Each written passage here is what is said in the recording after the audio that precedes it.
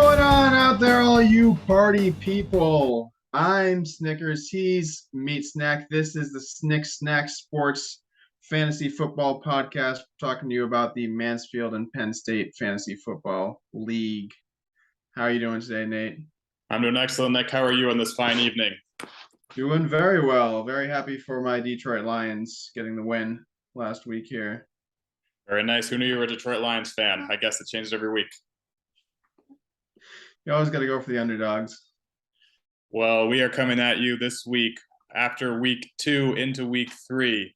We have Kyle on the show tonight after an epic week of high scoring. We have my lovely wife, Caitlin, on the show later for her hot takes.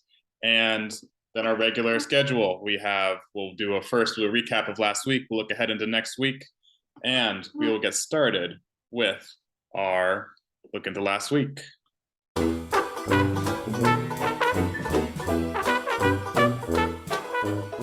All right, Nick, let's look into the standings here. Let me get them pulled up for everyone to see. Now, if we look into this week, we can see we have a few lead changes. Why don't you go through them with us? We did. Kyle, like you talked about, had a big week, got his second win of the year. And then Matt and Kyler both got their second win as well. Matt, unfortunately, did defeat me. You'll see my name right below. Tango with the Truck Father and Mid-Tier Nick as a 1-1 team. Shane lost to Katie, Express Written Disconnect, who were both 1-1. Kenny got his first win, going to 500. And then Carson, John, and Ducky paved the way for Chris Olave, are all 0-2 at the moment. But we can already start to see the ESPN projecting some division here. We have third QB surprisingly at 7% playoff chance. They're giving up on John Fast, which is surprising me. His team looks much better to me than Ducky's team, which has more than twice the chance. Paved the way for Chris Olave has had maybe the worst start to a season I've ever seen. There aren't even buys yet. He's averaging like 70 points. It's true. I mean, I hoping Ducky can turn the season around as long as when he's not facing me. But yeah, John was able to play two of his players last week after last minute sits from their respective teams, unfortunately. But yeah, let's see. There's a couple of fun matchups this week, but let's look at this past week and see what was going on. Absolutely. We'll start as always with my team, just how ESPN has it laid out. I was facing Carson. I'm just here for the food. It was projected to be a tight matchup. He actually had the edge on me at first. And despite what it looks like, it did come down to the wire. My team was majorly carried by a big week from Jalen Hurts. Very fun to watch on Monday night. And if everyone is wondering, Jeff Wilson scored 11.3 points, got RB 14, which gives me the win in week 1. So now it's 0.1 for Nate, 0 points for Nick. Just sneaked in there. So I think a very worthwhile pickup. And now with his backup injured, I think it'll continue to be fruitful going forward. Carson's team did put together some, at least, better than expected performances, perhaps. David Montgomery performed very well. The Bills was a great play that week. Meanwhile, Russell Wilson, Leonard Fournette, and Joe Mixon all dropped the ball for him, which I think is who he has to thank for not winning this week. On the bench, I did have a couple of big blow-up games I did not take advantage of. We had Rashad Bateman and Tyler Lockett both with big weeks. And meanwhile, his bench he made a lot of the right calls. His bench was pretty quiet. Why don't you tell us about the matchup we saw between Kyle and Mid-Tier Nick? This was quite the performance. Yeah, it was definitely the performance. We're looking at historical data, and the highest score I think we have on record is about 181 points in the 6 years we've been doing this. 173, I believe, might be second place all time, and that's obviously thanks to Josh Allen and Stephon Diggs. Tyreek Hill obviously did his job for the team as well, but yeah, loading up on the Bills is really helping out Kyle. I know he's a big Josh Allen guy. And Mid-Tier Nick did have a pretty decent week as well. He was actually the best loser, if that counts for anything. But yeah, Tampa Bay defense, Christian McCaffrey finally got a couple points near the end of the game. It wasn't looking that great. And overall, his team's looking pretty good still. But yeah, I'm very excited to see exactly where Kyle's going to go this year. He's never been super successful. So I want to just follow the train here. Yeah, I mean, I'm still feeling pretty good about him being my post-draft team to watch. And then on the benches there, not a lot of missed opportunities, which, I mean, when you score 173 points, there's not going to be.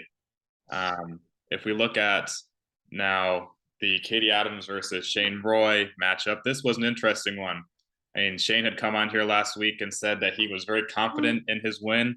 And I believed him up until I think Monday night, maybe even. He was dominating, but he ended up with Dalvin Cook not coming through, AJ Brown not coming through, and Katie came out on top. Just kind of average performances all around, except for Aaron Jones, was a big time winner on Sunday nights. That was a very fun to watch game for those who saw it.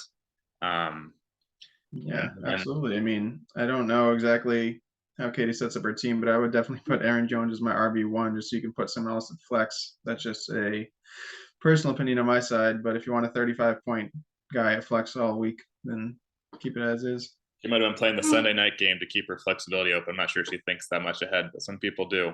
I mean, seeing Tua on the bench there, no one could have predicted it. That could have been a really painful if she had lost with that many points there. But I mean, you can't bench Pat Mahomes for Tua. Right. You know, Pat was the last quarterback to throw 6 touchdowns in a game, and Tua is right on his tail here. And how about this game here? We have here's the pave the way for Chris Olave. Yeah. I'll first start by giving some props to Kenny. Obviously, his team did pretty well. Not too bad. Mark Andrews, Mike Williams obviously bounced back last Thursday. But yeah, Ducky is in a historical rut to start the season. Just carrying over from last year, it sounds like. Darnell Mooney, Colts defense, Jerry Jeudy, all added together got less than 2 points. As kicker, Evan McPherson is the best player on his team.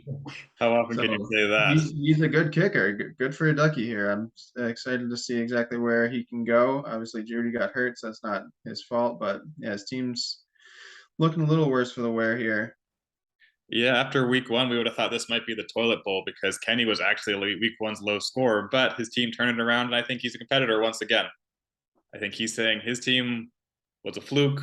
Now it's back on track. Ducky's team may be a season-long toilet bowl contender. On the bench there, he did have Jahan Dotson at least. There's some hope there. Devonta Smith turned things around. Alvin Kamara isn't playing right now, so there is some hope, I suppose. Chris Olave should develop. We'll see. Yeah, and obviously the big free agency pickup of Isaiah Pacheco. No one contested. I hear he's pretty good, so we'll see how it goes. Uninvolved though, that fab expenditure had to hurt. Yeah. This performance here with you.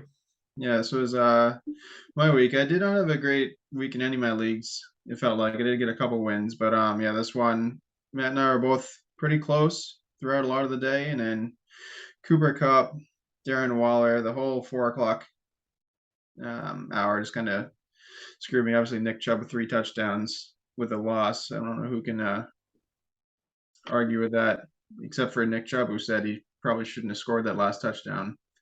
My team, there were a couple of bright spots. Obviously, Lamar Jackson going against the Dolphins defense. I probably should have switched out my defense so I wasn't getting negative points every time. I got positive points there.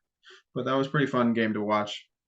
And Jonathan Taylor going up against the Jacksonville Jaguars in Jacksonville. I should have known not to play the number 1 overall pick.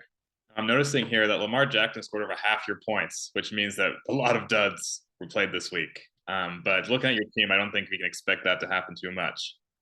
No, obviously, got Drake London on the bench. Didn't want to put him in over Brandon Cooks. Obviously, maybe should have picked up Ashton Doolin. Knew I wasn't going to play him, but we'll see how it goes. The team's not looking that bad, looking at the rest of the league. So. And then last, we had our lowest scoring winner of the week, Kyler. This was a game that I highlighted, did not realize it was going to be such a trash bowl. I think it was just, I mean, there were, Amon-Ra St. Brown, I did not realize he scored almost 40 points. Holy cow. But yeah. Of course, when Trey Lance comes out of the game in the second play, I think that's why you're seeing Josh struggling here. And I think this is why actually ESPN probably has projected him so low. I don't think he has another quarterback. So that might get solved pretty quickly once he picks up another one. Yeah, he did just pick up Marcus Mariota going up against the Seahawks. That could be a good matchup. But yeah, John definitely should have won this matchup. He got three guys that basically had 0 points, which some of it was his fault, some of it was definitely not his fault. So, but yeah, Kyler's 2-0. We'll have another 2-0 matchup coming up this week. So we'll see exactly how he does for this season here. Yeah. And then just some news to highlight for everybody related to the regular NFL. We have the Trey Lance is out for the season with a broken ankle. That really only impacts John, but don't pick him up. Damian Williams is on the IR, so that Cordero Patterson manager will be happy to know that he has some job safety there. Mike Evans suspended for 1 game, very relevant to you, Snickers. You'll be having him on your bench, hopefully. Yeah, he's on the bench already after that big fight. It's all Tom Brady's fault, right? No, I can't say it out loud. I am not hesitant to blame Tom Brady either. He's got to show more control than that. Gabe Davis out with an ankle sprain, might be back, might not be, unclear. A lot of guys unclear. James Conner left the game, might come back next week. Michael Gallup might return this week after not starting the season. Michael Pittman might be back in there. Jerry Jeudy came out of the game. He'll probably play. Hunter Renfrow has a concussion. He'll probably play. Broken ribs for Justin Herbert, and he'll probably play. And Jameis Winston has a broken back, and he'll probably play. So not a ton of news. But now coming up, we have, let's start looking at next week. It's supposed to be an exciting week, week 3. This is where the haves and the have-nots, I think, start to really separate themselves. And yeah, let's take a look.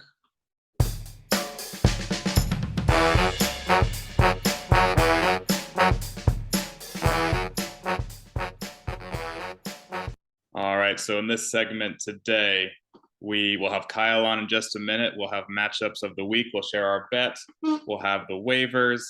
The waivers were pretty funny this week to take a look at. We'll talk about some NFL, and then we'll have Caitlin's hot takes on at the very end of the show.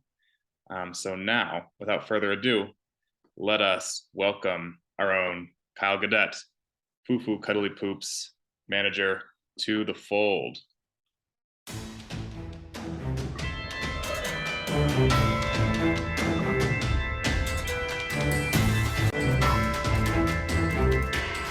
All right, Kyle, welcome to the show. How are you doing today? Good. Yeah, thanks for having me, guys. How are you? We're doing great. We invited you to the show tonight because, as you may or may not be aware, you were the second highest scoring player ever in our league, as far as we could tell. There was no way to search it. Snickers went through very dutifully and looked, and it seems like, what did you find there, Snickers? Yeah, I found I think Shane had a 182-ish point game back in week 5, 6 or so of the 2018 season. Just checking the standings, he actually didn't even podium that year, unfortunately. But yeah, Kyle with the 170 this week, we believe is the second highest score in league history in over 6 years. You must be feeling pretty good about your team. Take the silver. Yeah. Sorry, what was that? You must be feeling pretty good about your team this year. Yeah, I mean the boys are playing well through 2 weeks. It's been pretty wild. I was watching that Pats game and I was like, oh man, like I checked the scores at halftime. I was like, Miami's getting like clobbered, and it seems like Waddle is like catching every pass. I was like, man, it's just not their day. And then it's like watching the Pats is like 2 game breaks in the third quarter or fourth quarter, like Hill catching just deep bombs for touchdowns. It's like what the heck is going on? And yeah, they make that back, and that set me up pretty well. And then if there was any doubt, I think Josh Allen and Stephon Diggs sort of took care of that early on Monday night. So yeah, I saw that that game where I think that was the only game ever where 2 wide receivers got on the same team scored 2 touchdowns and over 150 yards. So a pretty historic night just in regular football. I believe it. So here, let's jump into the week ahead, and here we are. So first, actually, is a matchup between me and you, Kyle, and this is a tight one. So I'm going to have to ask you to defend yourself here because you have the 0.4 edge right now. I mean, you're 2-0, I'm 1-1, and so you're currently in first place. So I think you have to be considered the favorite that way. But tell me about why your team's going to beat my team. I mean, you just don't want to forfeit right now. I mean, 0.4, you really think you can overcome that with your team? You got me shaking in my boots. Josh Allen, Stephon Diggs stack, but they can't be as good as they've been every week. No, that's true. They are playing Miami though, and I think that game's got a pretty high over under. So hoping for a shootout there. But yeah, I feel good. Your team is pretty strong though. I mean, Hurts has been playing really well, and Swift's. I think Adams had a pretty down week for you last week, right? But he did. He weirdly only had like 12 yards but scored the touchdown. okay, yeah, you got to assume that he's gonna bounce back. So, I mean, I guess there's a reason it's only 0.4 apart in the projections. I think it's gonna be a good matchup. Yeah, if I had to, my bench is weak. I would say that you have some big boom guys on there. I'm not too intimidated by about half your team, but the other half of the team could win it for you. And I think my team is more evenly spread because your running back core there doesn't look too scary. No, it's basically a rotation of 4 and just trying to find 2 every week to put in there. The strength of the team is definitely in the wide receiver room. Now let's go into our matchups of the week. Snickers, who are you looking at this week on our league? It's interesting because there's a 2-0 matchup and there's an 0-2 matchup. I'd like to talk about the latter here. It's Nick Sylvia versus John Canna, both 0-2. We're talking about how John might not have deserved to lose the last game here. Ducky definitely did, and it's going to be exciting in the same way that like a old Jets Bills game used to be exciting. Trying to see exactly what's going to happen, if anything's going to happen. See if the winner breaks 100 points here. It will be fun. Both have honestly some pretty decent players on their teams. We'll see if either of them is able to get the edge of the other, or the all-time greatest thing could happen. They could tie and both be in shared last place.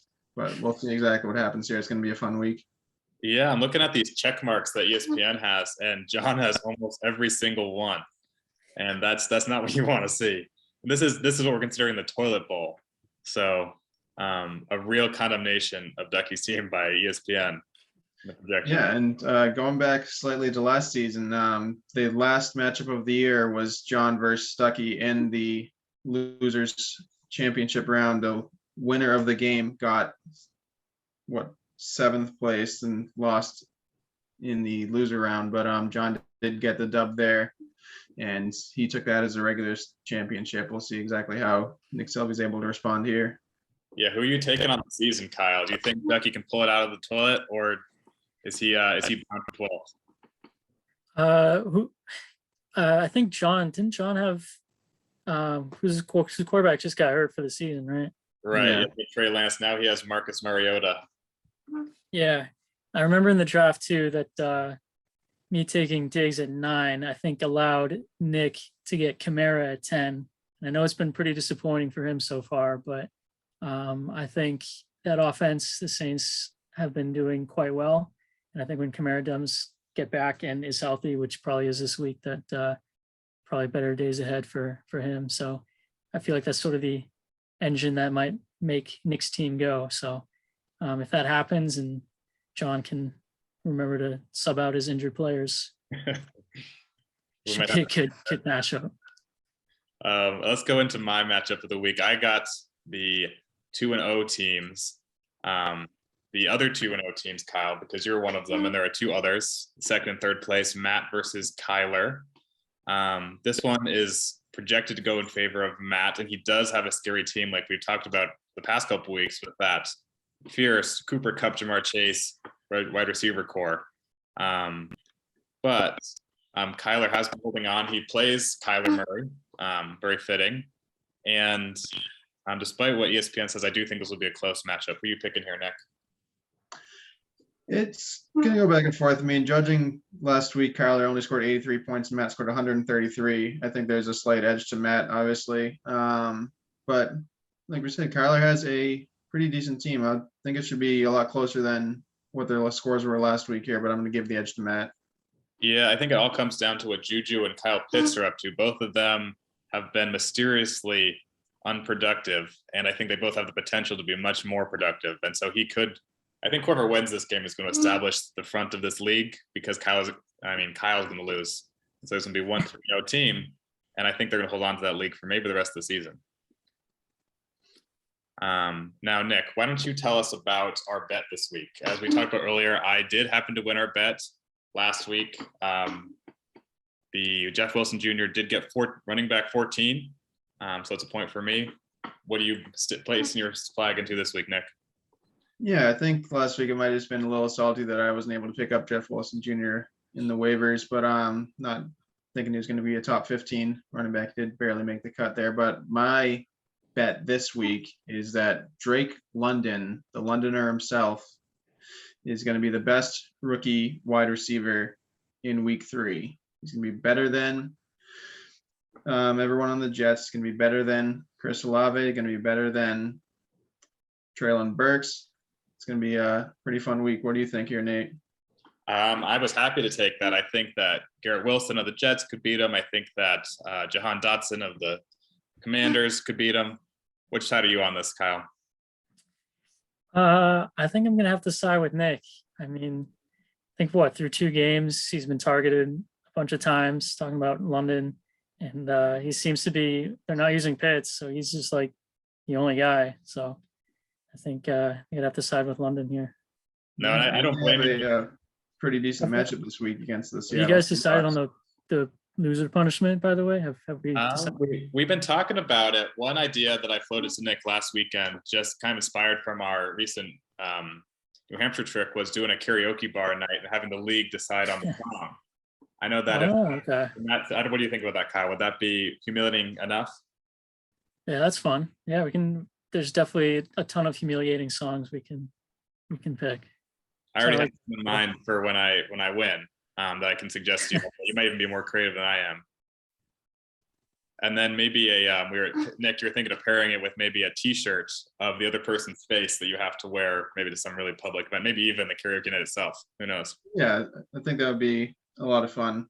I mean, me and you, out of everyone in the league, are probably the hardest to make embarrassed, but I think that the loser will definitely be embarrassed enough during their loserdom in December when the season's over. We'll have to. I think they just called your name, Nick, at the place we were at here 2 weeks later. And we'll have to film it for everyone who can't make it to the actual event if this is what we end up doing. Yeah. Now let's take a look into the waiver wire this week. You have to let me know what you think here, Kyle. It looks like you snagged Gerald Everett for $6. I was thinking about grabbing him, but I am happy with Freiermuth on my roster. But we can see the desperation of Ducky as he unloaded $30 while no one else has any interest in the players he's betting on. Yeah, that's a lot of fab spent, but based on the way this team has played the first couple of weeks, might be money well spent. So we'll see. I mean, I think we're also getting a sense for what's going on in terms of how much you got to bid, who's going to bid. I think this week's a particularly inactive week. There wasn't a lot of injuries. So I was surprised to see no one was competing for any players at all. But I think there was just no clear-cut pickup like there was last week. Yeah, I knew I wanted a backup tight end. But I don't know, Everett's been targeted quite a bit through the first 2 games. So just get some insurance. And my bench, I feel, is pretty weak. So I wanted to just grab someone semi-productive. Absolutely. And Nick, we can see you were more inspired by Logan Thomas. I was. I mean, I'm not a big fan of Logan Thomas in general. Obviously, he's broken his leg a couple times, but is definitely better than Cole Kmet, who has been very cold Kmet, if you know what I mean, this year without getting a catch yet. But yeah, I agree with you, Nate, that the waivers were not very fruitful this week, unlike last week. I was looking at every position, and it seems like everyone was trash. Ended up picking up Joe Flacco in one of my leagues just to see if he'd keep throwing the ball 60 times a game. But yeah, not a lot of interesting drops here either. None of these guys are guys I'm going to add to my roster. Now let's just quickly talk about the real NFL for matchups that we're watching this week. My matchup that I'm going to be watching is for sure the 49ers and the Broncos, both teams that I'm fascinated with. I want to see if Russ can turn it around, turn the Broncos into a powerhouse. He's been pretty stale out there so far. And I definitely have some vested interest with Cortland Sutton as my keeper. But I would be picking the 49ers to win this. Ironically, I think Jimmy G will actually make them a better team for this year anyways. What about you, Nick? Yeah, I mean, Sunday night football, that's going to be a pretty exciting matchup, especially if Russell Wilson's able to throw the ball around a little bit more, cook a little bit. Obviously, he's been facing the 49ers for a long time. And despite their recent shortcomings, I think that the Broncos might actually be able to pull this one out because Russ knows how to cut up the 49ers defense, especially because it's not in San Francisco. He does better when he's at home against the 49ers. Yeah, who's your matchup you're watching? My matchup this week has to be the Bills and the Dolphins. Buffalo coming down to Miami. Josh Allen going up against the best quarterback in the league this year, Tua Tagovailoa, who, fun fact, is a stat out there that Tua, out of the 2020 draft class, does have by far the best winning percentage. Justin Herbert's about 43% winning percentage. Joe Burrow's about 49% winning percentage. Jalen Hurts is, I think, 50-50. Tua's batting way over, about 65% winning percentage in the league this year. And he, after last week, I know there's going to be a lot of overhyping of the Dolphins, but I think they have a real good chance at home against Buffalo here. I'm going to pick Dolphins to win this game. I'm probably picking Buffalo just because it looks so dominant. Now, who are you watching this week, Kyle? Yeah, definitely the Bills Dolphins is definitely one, basically because like half my fantasy team is in that game. But if I have to pick something different, what's the Raiders and the Titans. So that's 2 0-2 teams that had like pretty big expectations coming into the year. And the fact that like one of those 2 teams is going to be 0-3, or I guess maybe if they tie 0-1, but so you think like the Raiders with all the money they spent bringing in Devontae Adams, like if they go 0-3 in that division, the AFC West, like they're basically done. And same thing with like the Titans being like the number 1 seed in the AFC last year. If they start 0-3, that'd be pretty shocking. But I guess like in that division, even if they were 0-3, they could very realistically be like only a game out of first place. Because that division has been so bad. Yeah. Ours and the Texans and the Colts. So definitely intrigued, but I think I'd probably have to go with the Raiders, probably win that game. I feel like they'd be the more desperate team, knowing what division they're in. Yeah, they'll be in bigger trouble if they end up going 0-3. Yeah. Well, thank you so much for joining us tonight, Kyle. I will be having to root against you, unfortunately, but as you know, you were my pick of the team to watch this year. So overall, I'm pulling for your team, but not this week. We had a crisis of identity last year. I think I changed my team name like 4 or 5 times. Although one time was in solidarity for the league's official bouncer, Hank, and his injustice. So that one was warranted. But the other 4 probably not so much. But this year we got one team name, sticking with it the whole season. The whole team knows what they're fighting for. It's a clean clubhouse, no chicken and beer, straight protein shakes and fruit in this clubhouse. So it's one identity. I'm glad to hear we're on the same page this year, Kyle. Screw Hank. No. We love Hank. All right. Well, we'll let you go, but yeah, thanks for joining us, and we'll talk to you soon. All right, guys. See you later. All right. So now, for the final segment of the show, a very brief segment we're hoping to have every week. We have Caitlin's hot takes. Caitlin, my wife, huge football fan, and she wants to let everyone know what she thinks about the NFL. She's done a lot of research, and so here she is. Come on in, Caitlin.